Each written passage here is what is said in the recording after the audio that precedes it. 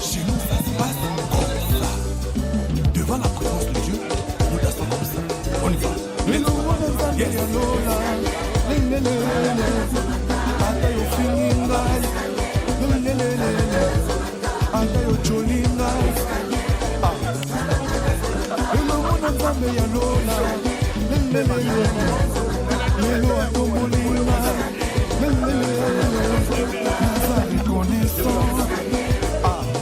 Merci Jésus. Ça la beauté. Dis la beauté.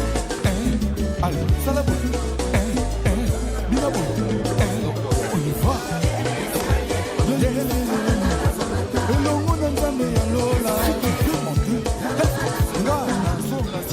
Mais si vous voudriez bien revenir et expliquer brièvement ce qu'on veut dire et c'est quoi ce rendez-vous du festival Toseka, le 48 heures du rire, l'affrontement quinois.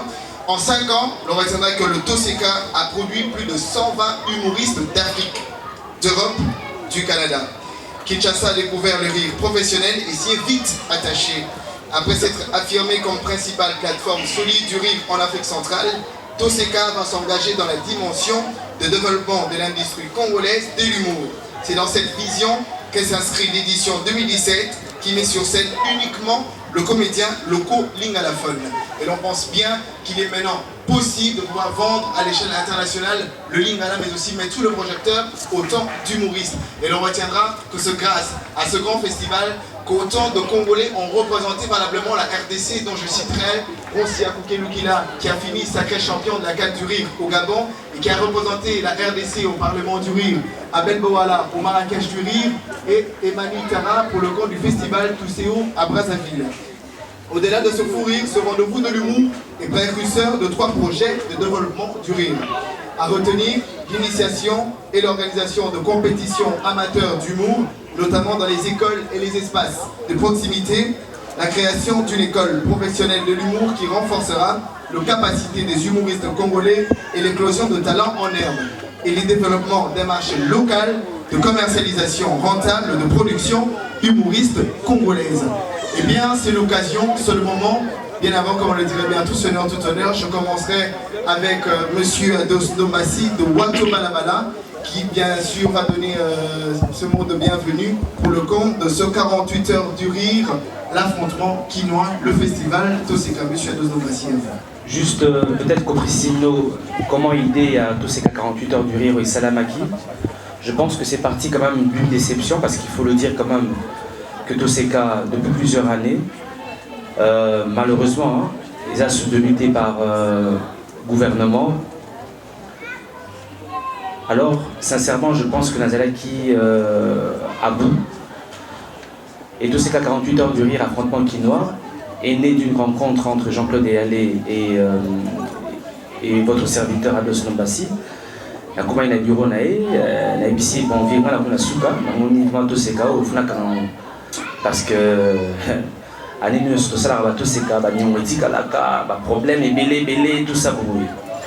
Et c'est que non l'année prochaine je fais un dernier Toseka et puis tout katamama. Ce il faut d'abord ba aussi dans fleuve d'abord dans fleuve.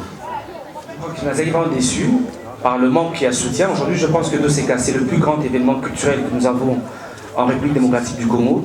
Et c'est un événement qui doit être soutenu par l'État congolais. Je pense qu'on a essayé d'organiser plusieurs éditions sans le soutien de l'État. Et comme je le disais tout à l'heure, je suis allé rencontrer mon grand frère Jean-Claude Eyalé, avec qui on a coproduit le Toseka 48 heures l'année dernière. Je suis allé le voir dans son bureau. Il a dit que Ningezabo et Toseka, en tout cas, ils ont Toseka Sougano, c'est la 5e édition. Ils ont donc le 5 Misapi, donc bye bye, quoi, donc au revoir. À Ibsingano, Ados essaye d'organiser un truc un peu plus. Comment on peut local, hein, essayons d'organiser un truc local à Néoyo et essayons de voir comment l'année prochaine on pourrait organiser l'édition internationale. Je me souviens qu'en 2012, nous avons été en sa version Moko en Lingala, mais je pense que on a et aujourd'hui, nous allons lancer Toseka 48 heures du rire, dont on appelait l'affrontement quinois. Donc un peu, il faut juste vous parler un peu de la jeunesse de ce projet. Et juste vous parler de Toseka encore. En 2012, Toseka, Zagina Para Moko Komunae Maman, Deuxième édition, on a travaillé avec Patson. Troisième édition, c'était avec Rachid Badouri, le Canadien. Quatrième édition, tous ces 48 heures du rire, coproduit par Walter Balabala et CMCT. C'était Cody Kim le parrain.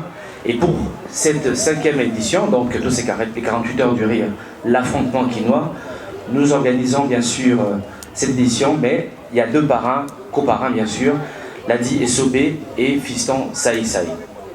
Pourquoi? Parce que notre objectif, nous avons voulu valoriser aussi l'humoriste Nabisso congolais.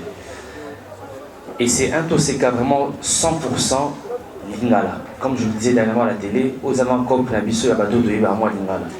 Donc ceux qui m'ont allé voir français, mais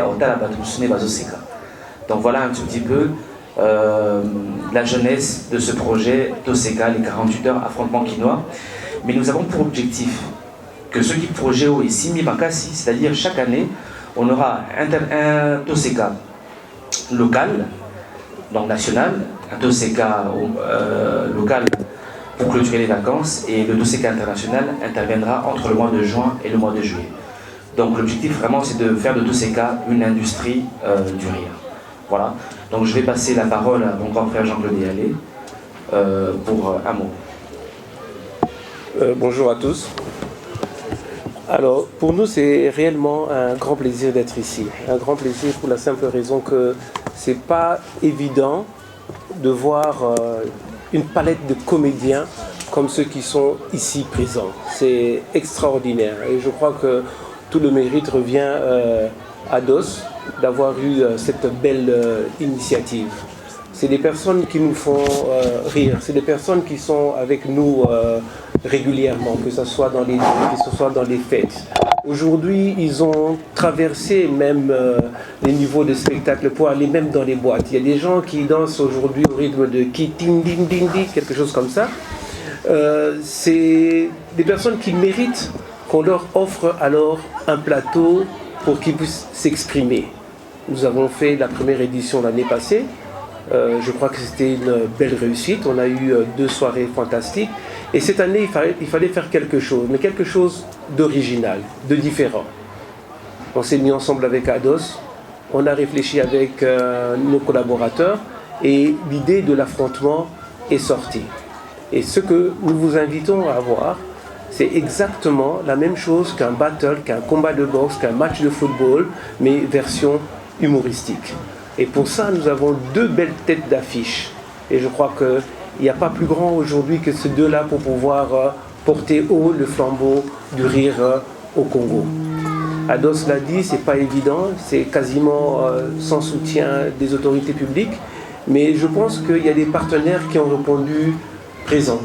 Et ceux-là, nous devons les remercier. Et je citerai pour mémoire ici Laro, Bralima, Africell, Jeffrey et d'autres qui ont répondu présents malgré la morosité de la situation actuelle.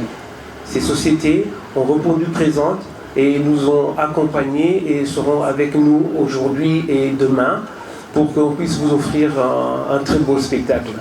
Donc nous remercions les partenaires, mais nous invitons aussi le pouvoir public à venir soutenir nos comédiens. Aujourd'hui, on voit le football, il est porté à bout de bras, financé par le pouvoir public. Nous voyons comment nos musiciens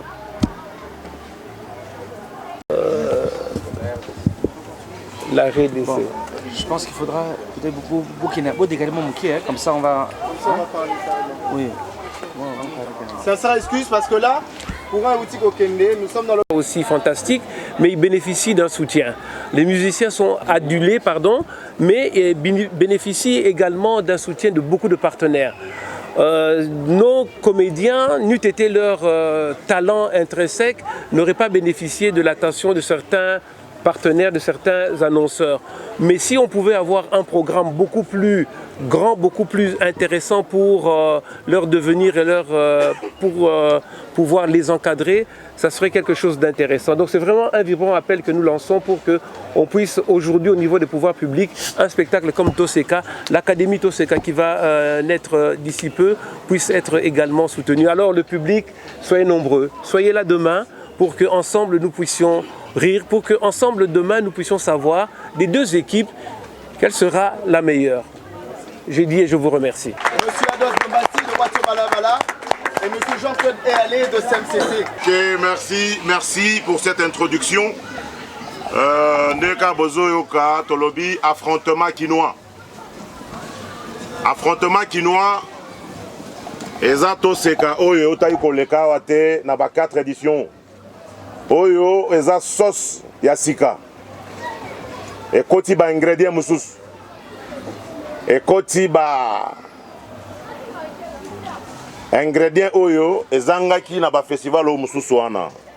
En tant que directeur artistique, nazo préciser bino na ebisi bino que cette fois-ci en tout cas batu bako souhaiter kutu que etika na ka lingala. C'est-à-dire tozana deux parents. Oh ba fandi na biso liboso awa. Tozana 10 stars, une dizaine de stars à la télévision. Oh, bazo accompagné Sauce Nabiso. Et en plus, Tozana une vingtaine d'humoristes. Oh, bakochia Moto, Lobby. Vendredi, la grande scène au amphithéâtre de Verdure. Alors, au menu, Tokozalande na Koseka. Nga na naza awa. Na lambeli bino déjà soupu et si ebeli. Et si ebeli, tozela kaka lobby cloche beta. Bomona sikoyo makambongo, comment est-ce qu'on a préparé ça? C'est-à-dire que en commençant par le début jusqu'à la fin, bon comme on a quand même magie. Il y a Toseka Nalingala, équipe technique, artiste. Na ba tutu o ba travailler édition oyo ezaga biso na biso ba congolais. Pour moi je dis eza édition moko affrontement ezaga na ba comédien te mais affrontement ezapé na ba technicien, affrontement ezapé na ba tu ya décor, affrontement ezapé na ba tu o ba kosala reportage ya ba vidéo na biloko mosusu. Donc minga kolobezate, je vous dis que Boya Ebele Lobby Boya ko découvrir ba talent ya mboka na biso. Boya ko mona encore une fois la grandeur de ce beau pays. Na Koseka ya Lingala. En tout cas, je vous remercie beaucoup et tokutani lobby pour na ko attaquer spectacle na biso. Merci. C'est que to coordonaka avec groupe moko ya ba ami programme o ebengami CSD na préféré na loba en français. Et ngolo ba Community Service Day. Ça veut dire mukolo moko pour la communauté na yo. Et ça programme oyo, et un objectif ya ko impliquer ba jeunes et puis ko initier ba la culture ya volontariat.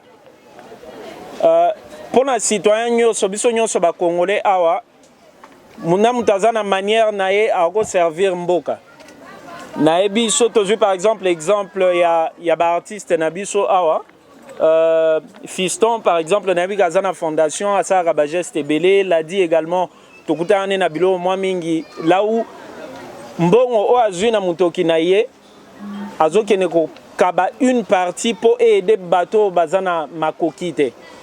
Mais nous au fait notre objectif c'est de montrer aux jeunes que ataso ganyambo mingi neti Ados Ndomba cité ataso ganyamingi teneti Jean-Claude Ealé Europe sa temps na yo, Europe sa makasi no yanzoto pour améliorer la communauté na yo. Pourquoi? Bisonyo sotolela changement, le changement c'est bien mais il faut que eza devoir ya moko na moko koza la partie à solution na ba problème auto za la na ona kati ya communauté. Alors à part na biso na festival to se kaeza nini? Toza na programme na biso CSD o eza na à peu près 2000 volontaires na RDC. Toza implanté dans 13 villes na Congo. Alors, na ba volontaire ya Kinshasa, on s'est décidé de pouvoir alléger la tâche à CMCT et à Wato Balabala. Ça veut dire, par exemple, pour engager, pour nourrir les artistes. Les artistes disent généralement répéter pendant des longues journées, etc. Ces artistes doivent manger. Les 2 jours du festival, il faut être kama, etc. En principe, les organisateurs engagent Rabato, Futa Kabango. Pourquoi? Pour pouvoir remplir toutes ces tâches-là. Alors nous, on s'est dit, on a une base de données des volontaires. Travailler Nabino durant tout le long du festival. Pour les néophytes, au fait, le festival, ça se prépare des mois à l'avance. Malheureusement, on a mis ce comment que, car écoute fait lieu, ceux qui m'ont donné ça, ils sont à Tinika, alors c'est là. Initiative, il y a volontariat, c'est très important. Rendez-vous le Festival d'Avignon, le plus grand festival à théâtre. Et ça, là, au moins, on a 1000 volontaires. 1000 volontaires, gratuitement. Base expérience, va partager expérience à Festival d'Avignon. Na souka nango bazo brevet. Mais le festival to seka chaque année paie à ça action, action sociale. To ki na mingi gota là ba orphelin, to ki na dans ma prison, ko bisa dans ma hôpital, ko ki ta dans ma homme de vieillard. Et cette année to lobby que toi encourager CSD. Donc lobby ce qui va se passer, billet lobby est comme à $10 parce que bien si ko ils ont $5 en prévente. Lobby billet est comme à $10. Mais sur chaque billet qui sera vendu à partir de demain, $1 est transféré dans le compte de CSD pour soutenir le projet. Donc, lobby n'apporte, nous doit recevoir un billet, il y a 50, il y a 100, il y a $10. Dans chaque billet vendu, $1 sera transféré dans le compte de CSD. Donc, si on a la chance d'avoir 500 personnes, c'est $500 qui seront transférés dans le compte d'Abango. Dans le protocole, vraiment, la seconde bobette là ma beaucoup makasi vraiment. Maurice nyonso ya kitindindi. To mana mwa muke pona ko lamusana mwa makila ndenge zalaka. Toke. Chakudidi. Kiriti kinde kirikititi. Ah, chakudidi. Merci à trop. Na pesi mbote na bato nyonso bozalia wa mbote. On a remercier vraiment Mingi, initiateur il y a festival Toseka, Ndengi Tuzana Yohana, monsieur Ados Ndombasi, et puis il y a Nabiso Jean-Claude Yale, Azawana vraiment Pona, Ndengi Bazwaki Likanisi, Toseka Ekufate, Tondenge Bapesa qui chance à Soukana Toseka Oyo. Mais tout ce cas oyo na esprit à dos et que la moussa et que c'est que ça va tout ce qu'il y a linga qui a boum. Et puis na comme si Nzambe parce que le quoi ngandem naze sobe yango ana peke naza pareil à festival et ça linga bien makasi et ça quand même et là on a kobo ça nangote na carrière nanga mobimba. Déjà moni faut que ça la moi makamba minene tant bato bazana bomoi ils que soki muto lembi pour lobby to zanga tout ça donc une fois déjà na parena festival à monene lokola Toseka donc bobetelanga maboko pa et puis nazo remercier pe ba collègue ba star nyonso tu à télévision neti ba vie wana ba père na biso ba yamba le sombo et puis ba ve na biso ba météo ba ya modé ba vie de loin ba Pakalowi ba mama Kalunga ba mama Moseka ba artiste nyonso tu ba star ya télévision wana oyo ba ndimi yango quand même na malgré grandeur na bango bien que grandeur na bango wana bandi baveta kinga bango nyonso bandimi quand même ba accepter yango ba participer na festival oyo et puis ba humoriste nyonso tout oyo baza côté ya adversaire na ba o baza côté na ngamo ya kitindindi biso tout sali parce que atata otala bango te mais na moi songa liste to zotala to mona bango pe bazo travailler faut pas que sous-estimer adversaire tant à autres travailler zo pe sabino pe esprit que bino bozo travailler bien qu'ils a affrontement ba robeta mana bango na pétenir so mais ba massa bazo travailler et puis nazo féliciter pe moi muke talaka esika nga nazali esobe parrain mais quand même il n'est pas azali parrain aza adversaire mais nazo féliciter quand même Saï Fiston bobetele maboko parce que koko pe oza mutu mususu quand même eza yenge adversaire donc c'est kaza pe fort ouais yango wana mini ya oloba eza te lobby déjà makambo ebandi 18 ans parce que moi mobimba pour préparer festival oyo mais na minute toujours ba jour J -1 donc lobby déjà le 1er septembre ezali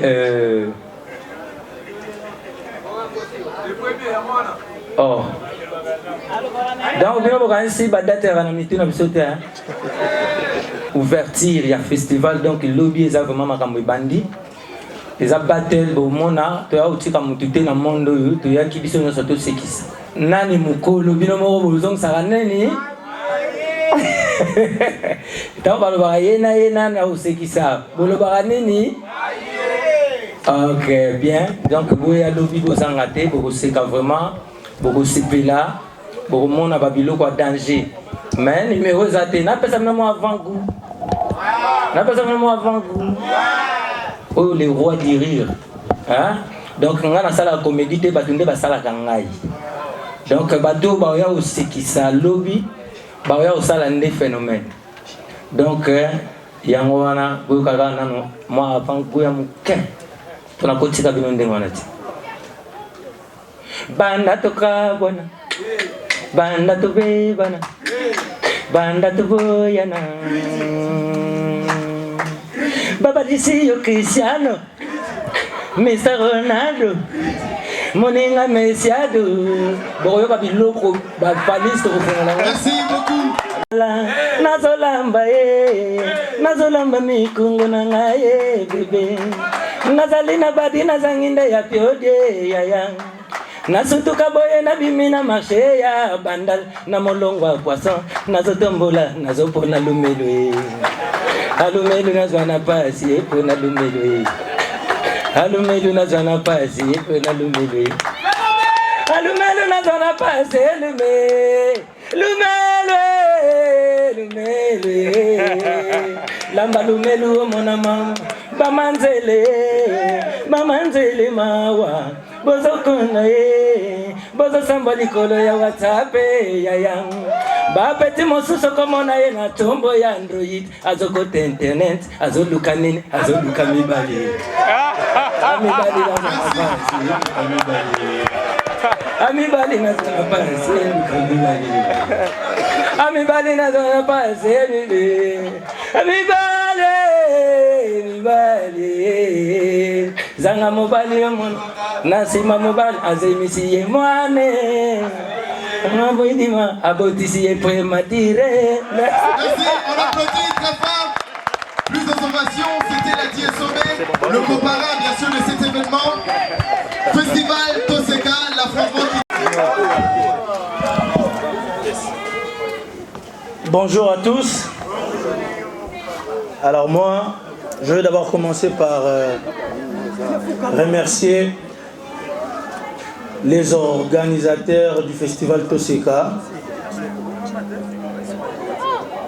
dont je peux citer les noms, à l'occurrence de monsieur Adon Dombassi,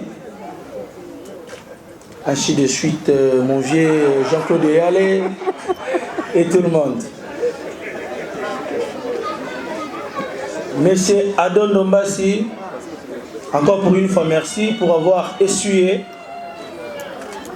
les larmes des amoureux de la comédie congolaise. Vraiment, Batebele, Babane, Kanisaneti, tout ce qui est aussi là, mais grâce à support nayo, ils allaient bande quoi, SMCT, na bande comme Soussou. Voilà encore pour une fois, édition Toseka, affrontement quinois. Si vous pouvez applaudir très très fort. Expliquer qu'il a un adversaire de taille. Pas de taille pour parler, mais vous voyez ma taille aussi. Alors, quand l'adversaire vous explique déjà qu'il a en face de lui quelqu'un qui ne peut pas sous-estimer, donc Azomimon a déjà moto et Zaliboso. Alors, ce qui a sous-estimé, ce qui a sous-estimé, alors lui aussi, Azamutuyako sous-estimé. C'est ça, Ndeko Sala, le Bibo se fait bien.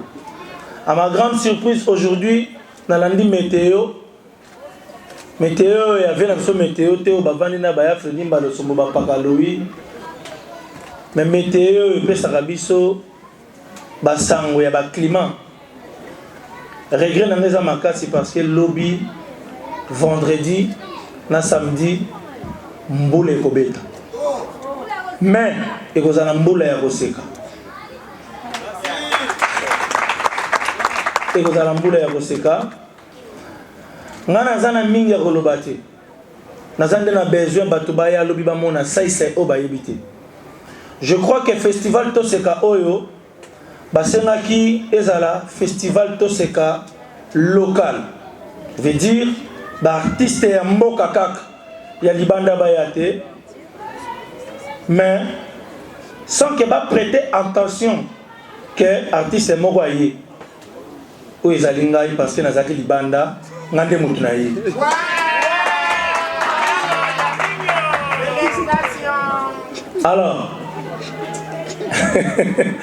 Alors, en force de forcer la force, on risque de forcer la force qui était déjà forcée.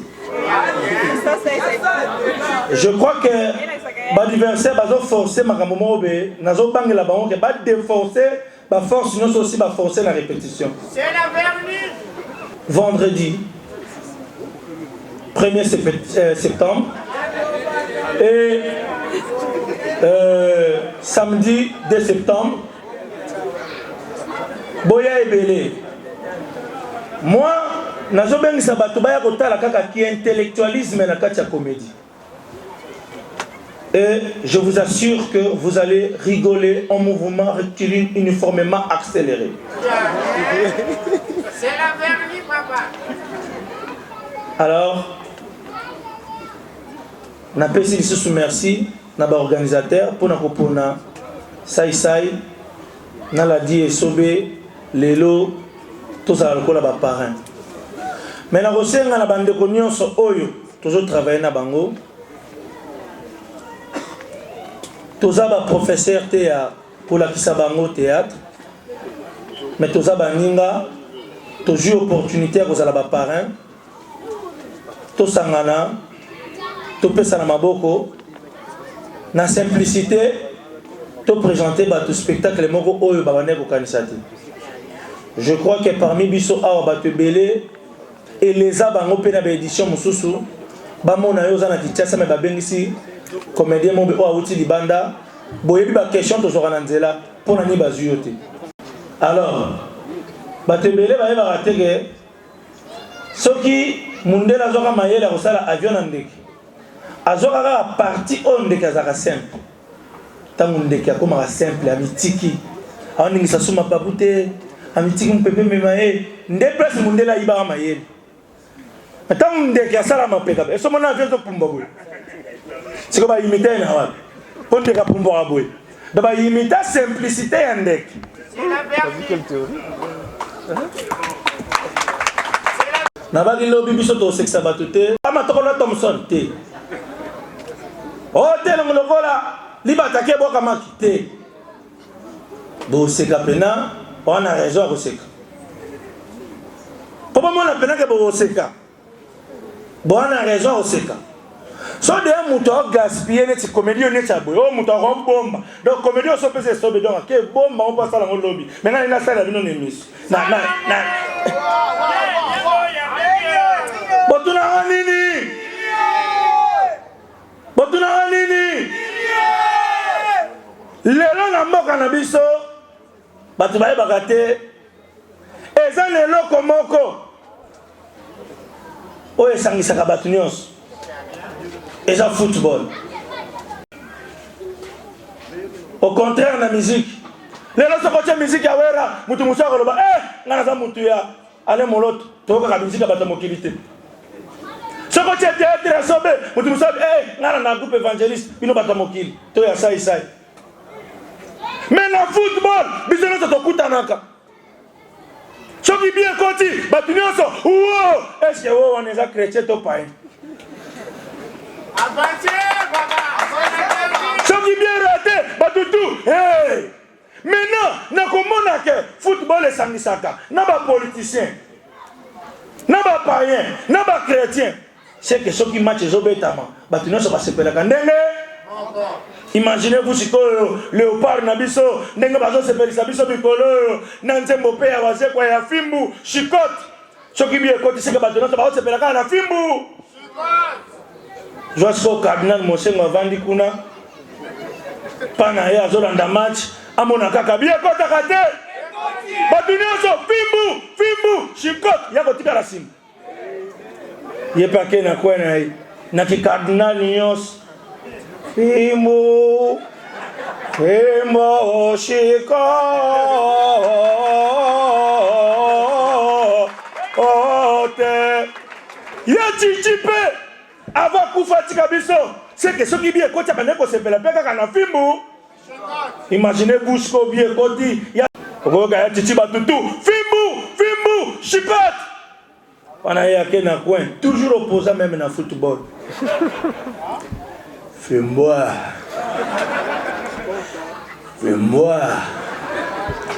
Chwota.